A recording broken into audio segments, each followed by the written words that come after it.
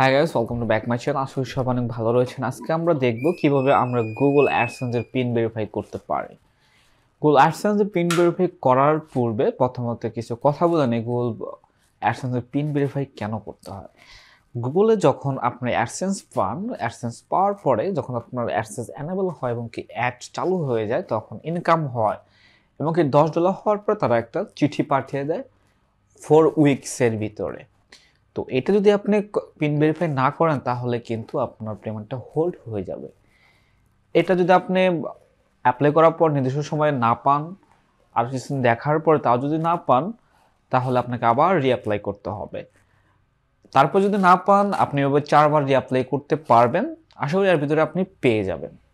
So যখন আপনার অ্যাডসেন্সে pin verify করতে হবে, যখন আপনি পিনটা হাতে পাবেন তখন আমাকে ভেরিফাই করে নিতে হবে। এটা সিম্পলি আপনি চিঠিটা পাওয়ার পরে সিম্পলি আপনি গুগল অ্যাডসেন্সে লগ ইন করবেন। অলরেডি আপনার হয়তো লগ ইন করা আছে এবং যাওয়ার পরে দেখতে পারবেন যে পিন ভেরিফাই নামে যে অপশনটা, ভেরিফাই এর ফিলিং অ্যাড্রেস। ওকে, এখানে গিয়ে জাস্ট ভেরিফাই ক্লিক করবেন।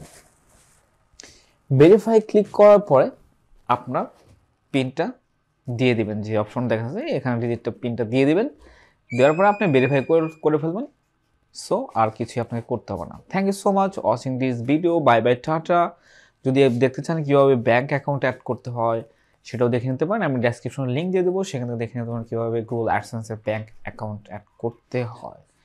এবং যদি আপনি অ্যাডসেন্স পিন পেতে আপনার লেট হচ্ছে অথবা আপনার অ্যাডসেন্সের অ্যাড লিমিট হয়ে গেছে, এটা কীভাবে সমাধান করবেন সেই ভিডিও লিঙ্কগুলো ডেসক্রিপশনে দেওয়া থাকবে, সেখান থেকে দেখে নেবেন। আজকে আমি এখানে বিদায় নিচ্ছি। বাই বাই, টাটা, আল্লাহ হাফেজ।